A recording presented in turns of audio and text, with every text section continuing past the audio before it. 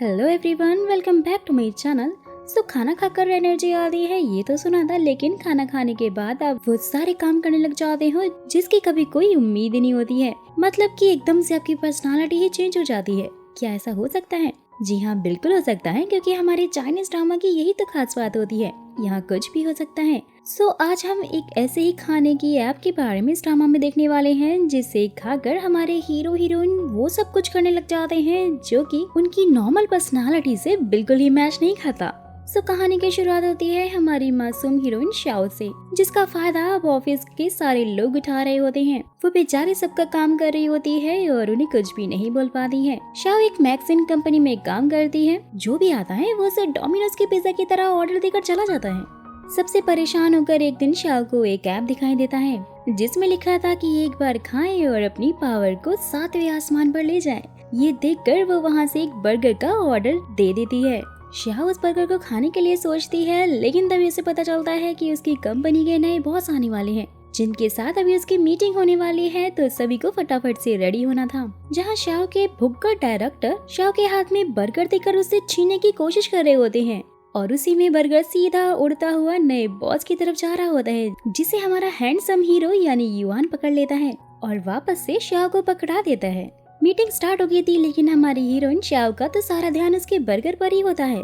बेचारी भुक्कड़ लड़की, जिसे देखकर उसके डायरेक्टर उस पे भड़कते हुए बोलते हैं कि अगर तुम सच में खाना चाहती हो तो बाहर जाकर खाओ, जिसे शाओ बाहर जाकर खा भी लेती है। खाते ही उसमें अचानक से एक अलग सी एनर्जी आ जाती है।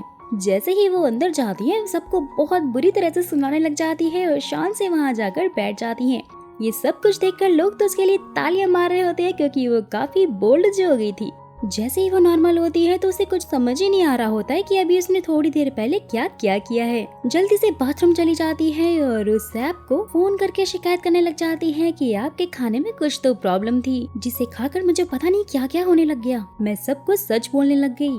जिसके बाद उस ऐप की तरफ से फैंग नाम का बंदा बोलता है कि जैसे भी आपको पर्सनालिटी चाहिए होगी, इस ऐप से आप वैसा खाना ऑर्डर करके मंगवा सकते हो और खुद को पूरी तरह से चेंज कर सकते हो। नेक्स्ट सीन में शाओ एक कॉफी शॉप पर बैठी हुई होती है, जहाँ वो देखती है कि युआन भी वहाँ पर आ रहा होता है, लेकिन कोई चोर उसका फोन चुरा कर वहाँ से भाग जाता है। चोर को पकड़ने के लिए शाओ फिर से सेम ऐप से खाना ऑर्डर करती है और चोर को पकड़कर उसके दांत तोड़कर युआन के पास जाकर उसका फोन उसे वापस कर देती है। युआन एलिवेटर से ऊपर जा रहा होता है और उसके पास से निकलकर जाने की कोशिश करता है, लेकिन वो उसे कहती है कि क्या आपको आपका फोन नहीं चाहिए। युआन उससे फोन लेने की कोशिश कर ही रहा होता है, लेकिन तभी उसे रोक देती है और जैसे ही युआन उसके पीछे होता है वो गिरने ही वाला होता है। शाओ उसे पकड़ लेती है और जोर से किस कर लेती है, और जैसे ही वो नॉर्मल होती है वो बहुत बुरा फील कर रही होती है। नेक्स्ट डे जहाँ जहाँ युआन से मिल रहा था, शाओ उसे छुप रही होती है, लेकिन युआन सबको बाहर डिनर पर ले जाता है, जिसमें शाओ को जाना ही पड़ता है। और वो डिनर के समय बिल्कुल शांत बैठी हुई होती है। तो युआन उसे पूछता है कि कल तो तुम कुछ और थी और अभी तुम बिल्कुल शांत बैठी हुई हो। शाओ वहाँ से उठकर जाने लग जाती है और बाहर जाकर उस ऐप से फिर से कुछ खाने के लिए मंगाती है, जिसे खाकर वो अंदर पहुँचती है और सबके होश उड़ा देती है। सबको गेम खेलने के लिए कहती है, जिसमें वो खुद जीतने ही वाली होती है, लेकिन वो युआन को जीतने देती है, जिससे कि युआन कुछ और समझकर उसे बाहर ले जाता है और पूछता है कि आखिरकार बात क्या है। बहुत ही दुख के साथ कहना पड़ रहा है कि 100 में से सिर्फ 6% लोगों ने ही सब्सक्राइब किया हुआ है। आपसे गाइस बस यही रिक्वेस्ट है कि अगर आपको मेरी एक्सप्लेनेशन साथ ही हमारी वीडियोस अच्छी लगती हैं तो प्लीज सब्सक्राइब जरूर कीजिए। शाओ बोलती है कि सर मैं चाहती हूँ कि आप कंपनी में से किसी को भी बाहर ना निकालें, यानी कि फायर ना करें। युआन बोलता है कि अगर तुम ऐसा चाहती हो तो उसके लिए तुम्हें मेरे साथ कहीं चलना होगा। वहाँ जाते ही शाओ को ज्यादा ही ड्रिंक कर लेती हैं। युआन उसे उठाकर वहाँ से लेकर आता है और नेक्स्ट डे शाओ के डायरेक्टर सबको बताते हैं कि शाओ की वजह से बॉस ऑफिस में से किसी को भी आज फायर नहीं करेंगे, जिससे कि सब बहुत ज्यादा खुश हो जाते हैं। शाओ की तारीफ पे तारीफ मार रहे होते हैं। साथ ही बोलते हैं अगर तुम हमारे लिए ये सब कुछ कर ही रही हो तो हम चाहते हैं कि तुम हम सब के लिए बॉस से ओवर टाइम बढ़ाने की बात कर ही लो। देख रहे हो दोस्तों, स्टाफ कितना चंट होता जा रहा है। जिसके बाद शाओ युआन के पास जाती है, लेकिन वो उससे बात नहीं कर पाती है। जहाँ पर तभी वो अपनी 2 कलीग को उसकी बुराई करते हुए सुन लेती है। वो कहती है कि देखो अब मैं क्या करती हूँ।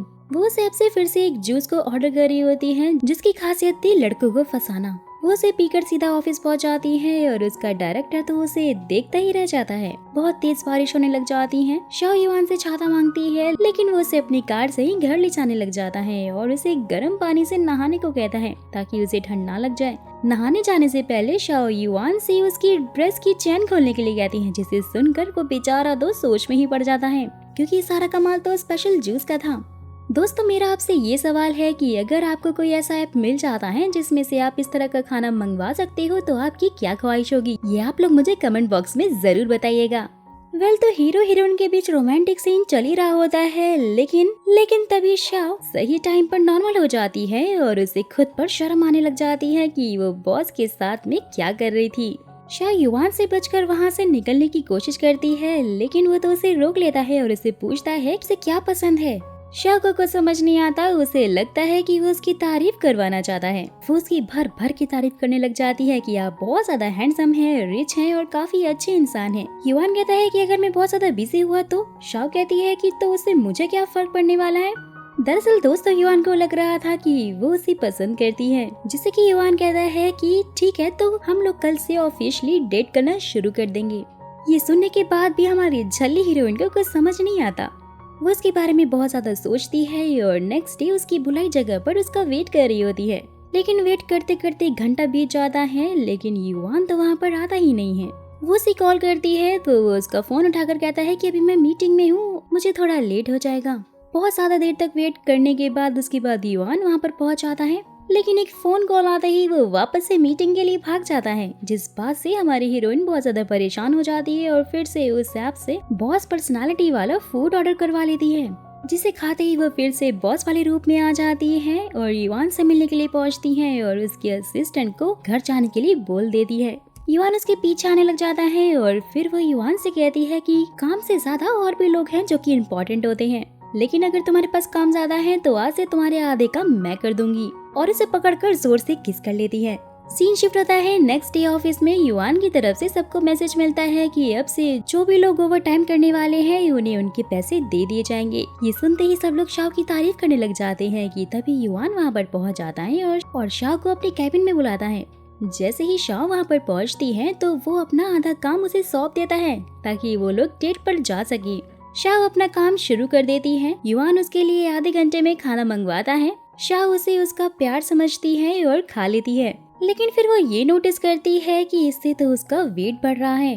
ये सोचते ही फिर वो एक्सरसाइज करने लग जाती है, लेकिन वो जल्दी ही थक जाती है और इसलिए वो फिर उस स्पेशल ऐप से एक्सरसाइज फूड मंगवाती है और उसे खाकर वो फटाफट से एक्सरसाइज करने लग जाती है। युआन उसे काम दे रहा होता है और वो तो काम करते करते ही एक्सरसाइज करने लग जाती है, जिसे देखकर युआन को उसकी हेल्थ की काफी ज्यादा चिंता होने लगी थी। युआन काम करते करते सो जाता है तो शाओ उसे घूर रही होती है, जहाँ तभी अचानक से उसका फोन बजता है। शाओ उसे साइलेंट पे डालने की कोशिश करती है, लेकिन युआन तब तक उठ चुका था। वो उसका हाथ पकड़ लेता है और बोलता है कि तुम मुझे घूर रही थी ना, मैंने तुम्हें देख लिया। ये सुनते ही वो शर्मा के वहाँ से भाग जाती है। नेक्स्ट डे लिली नाम की एक लड़की शाओ को उसकी जगह एक इंटरव्यू लेने के लिए भेज देती है, जो कि एक बड़े आइडल फांग का था, जिसे देखकर शाओ थोड़ा डर जाती है। लेकिन जब स्पेशल ऐप हमारी हीरोइन के साथ है तो इसमें डरने वाली क्या बात थी। वो उसमें से फिर से फूड को ऑर्डर करने लगती है और उसे खाकर फांग से ऐसे सवाल करने लग जाती है कि भाई वो भी चौंक जाता है। नेक्स्ट डे डायरेक्टर जब उसे पूछते हैं कि फांग का इंटरव्यू किसने लिया था, ये इंटरव्यू बहुत ही ज्यादा हिट होने वाला है। शाओ के बोलने से पहले ही लिली बोल देती है कि ये मैंने लिया था, लेकिन तभी युआन उन सबको बता देता है कि इस इंटरव्यू को मत डालना, क्योंकि इसकी वजह से फांग की कंपनी हम पर केस भी कर सकती है, क्योंकि उसकी कंपनी में अभी कुछ प्रॉब्लम चल रही है। ये सुनते ही लिली सारा इल्जाम शाओ पर लगा देती है और बेचारी शाओ तो कुछ बोल ही नहीं पाती है, जिससे कि बेचारी हमारी हीरोइन का मूड फिर से खराब हो जाता है। तो युआन उसे आकर बोलता है कि ऐसी कोई भी बात नहीं है, जब हम काम करते हैं तो ऐसा होना नॉर्मल बात है, चलो मैं तुम्हें कहीं पर ले चलता हूँ। वो उसे पकड़कर एक जगह ले जाता है और खाली कैन को जोर से किक मारने के लिए कहता है, और ऐसा करने से हमारी हीरोइन शाओ का मूड भी ठीक हो जाता है। शाओ युआन से कहती है कि मुझे तो नहीं लगता था कि तुम इतने ज्यादा कूल भी होगे, क्या सच में तुम भी ये सब करते हो? मैं तो तुम्हें रिच फैमिली का एक बिगड़ा हुआ लड़का समझती थी। जहाँ युवान उसे बताता है कि नहीं, वो यहाँ तक बहुत ही ज्यादा मेहनत कर कर पहुँचा है। दोनों के बीच में प्यारी प्यारी बातें होने लग जाती हैं और युवान फिर शाह को किस करने ही वाला होता है, लेकिन तभी फांग वहाँ पर पहुँच जाता है जो कि युवान से मिलने के लिए आया हुआ था। फांग युवान को उसका कॉन्ट्रैक्ट खत्म करने के लिए कहता है क्योंकि उसे बस सिंगिंग करनी थी, लेकिन उसकी कंपनी से शो करवाना चाहती थी। ये सुनते ही युवान इसके लिए साफ मना कर देता है क्योंकि वो उसका मैनेजिंग कॉन्ट्रैक्ट खरीद चुका था, जिसमें साफ साफ लिखा हुआ था कि फांग को युवान की कंपनी के साथ शो भी करने पड़ेंगे और अगर ऐसा उसने नहीं किया तो उसे कंपटीशन देना होगा। शाह युवान से फैंग को एक और मौका देने के लिए बोलती है, जिससे कि युवान उसे समझाता हुआ कहता है कि अगर इसने शो करना बंद कर दिया तो तुम्हें क्या लगता है कि ये सिर्फ सिंगिंग कर फेमस हो पाएगा। फांग उससे कहता है कि हाँ वो हो जाएगा, लेकिन उसके लिए सिर्फ उसे एक पार्टनर चाहिए होगा, जिसमें शाह उसका पार्टनर बनने के लिए रेडी हो जाती है और ऐप से सिंगर पर्सनालिटी वाला फूड मंगवाती है, जिसे खाकर वो फांग के साथ शो करती है, जिससे कि उसका शो बहुत ही बड़ा हिट हो जाता है। नेक्स्ट डे युवान बैठकर शाह के बारे में सोच रहा होता है कि तभी उसे मीटिंग के लिए कॉल आता है। फैंग पे काम का बहुत ही ज्यादा प्रेशर होता है।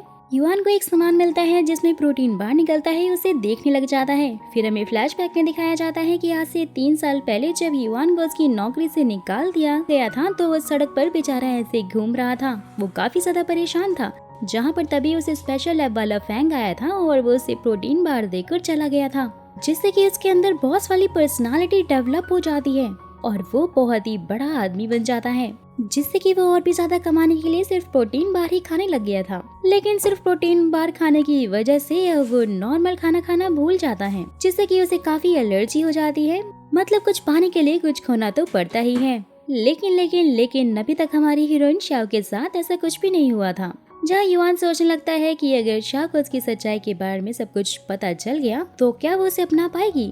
नेक्स्ट डे शाह देखती है कि युवान बहुत ज्यादा काम कर रहा होता है और उसे एक प्रोटीन बार देती है, जिसे युवान उसके सामने नहीं खाता है और अपने पास ही रख लेता है। शाह के जाने के बाद जैसे ही वो उसे मैच कर रहा होता है तो वो उसे सेम लगती है, लेकिन उस पर ऐप का लोगो नहीं लगा हुआ था। शाह युवान को उसके ऑफिस के बाहर लेकर आती है और उसकी आंखें बंद कर वो उससे पूछती है कि बताओ मैं कौन हूँ। युवान कहता है कि जुली राना टीना, लेकिन असल में वो मजाक कर रहा था।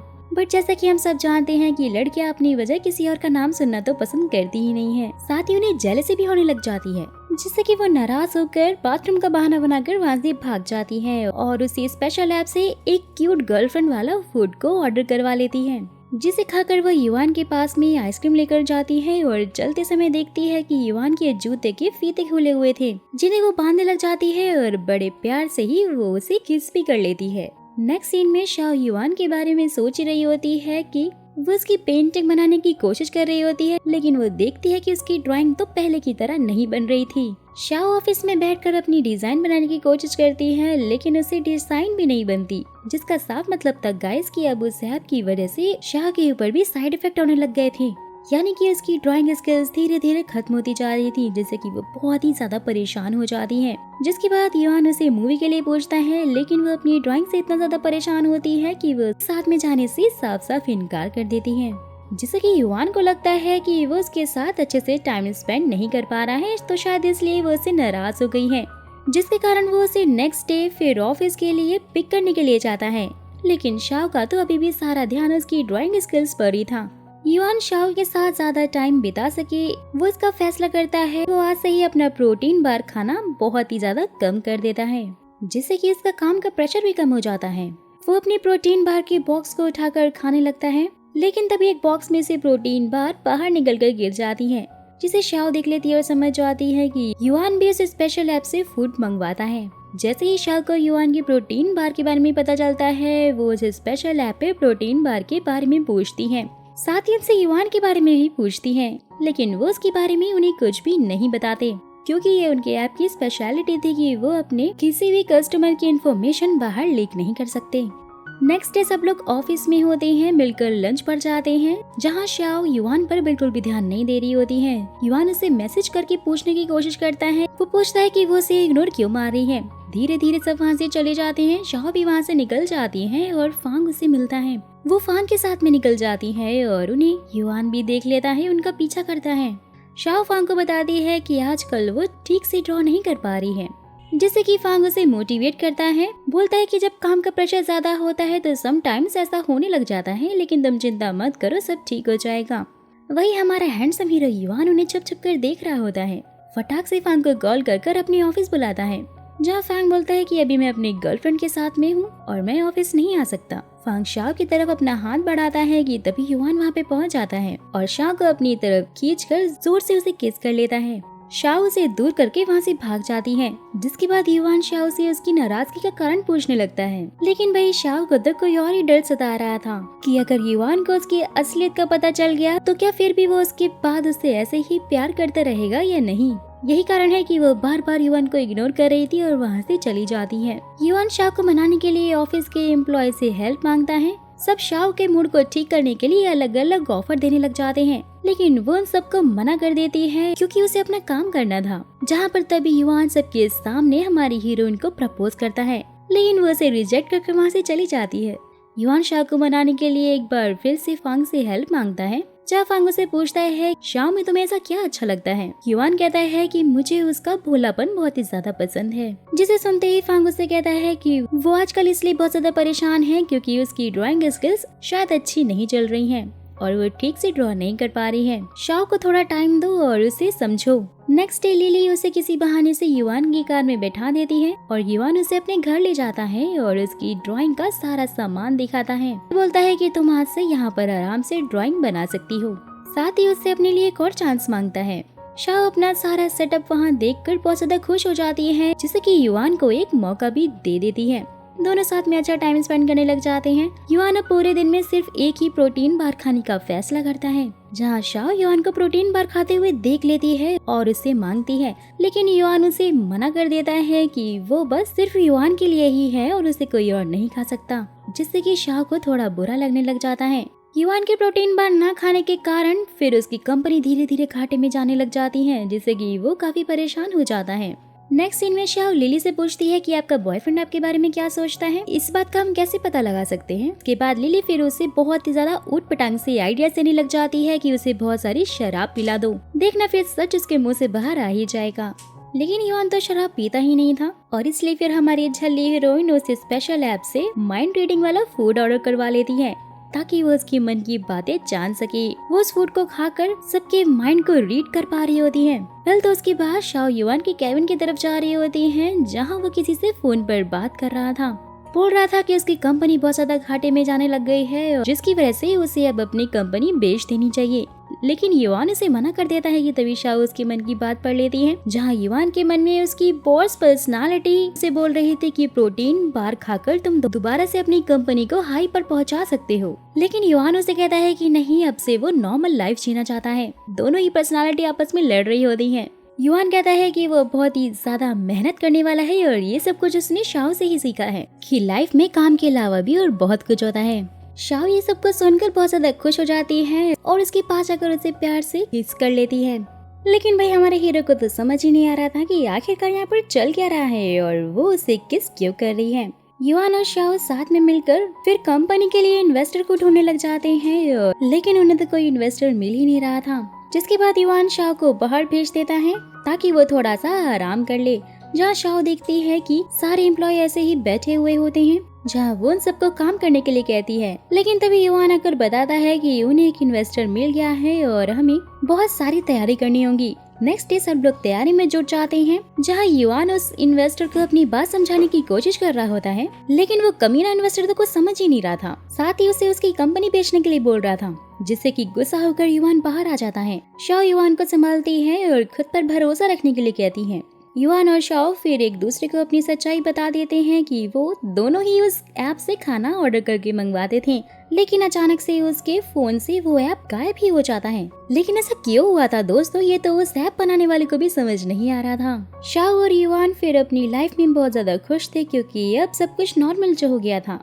नेक्स्ट डे सब लोग मिलकर दोबारा से कंपनी को ठीक करने में लग जाते हैं, जिससे कि फाइनली बहुत ज्यादा मेहनत करने के बाद वो फिर से पहले जैसी हो जाती है। वहीं दूसरी तरफ ऐप बनाने वाला फैंग अपना एक इंटरव्यू दे रहा होता है, बता रहा होता है कि उसने अपना ऐप बहुत ही मुश्किलों से बनाया है और वो स्पेशल ऐप कैसे वर्क करता है। जिसमें ये फूड आपके ब्रेन को ब्रेन मशीन से जोड़ देता है जो उसने बनाई थी, जिससे लोगों की पर्सनालिटी कुछ देर के लिए बदल जाती है। लेकिन मेरा एक्सपेरिमेंट फेल हो गया था, क्योंकि आपकी असली पर्सनालिटी यानी कि आपकी असलियत ही आपका सबसे बड़ा हथियार होता है। सो गाइस, यहीं पर हमारे इस खूबसूरत सी लव स्टोरी का दी एंड हो जाता है। लेकिन मैं अब आप लोगों से जानना चाहती हूँ कि आखिरकार इस कहानी का मोरल क्या है और आप लोग इसके बारे में क्या सोचते हैं। ये बात मुझे कमेंट में बताना बिल्कुल भी मत भूलना। जिसके भी आंसर सही हुए या मुझे अच्छे लगे, मैं उन्हें अपनी नेक्स्ट वीडियो में शाउट आउट दूंगी।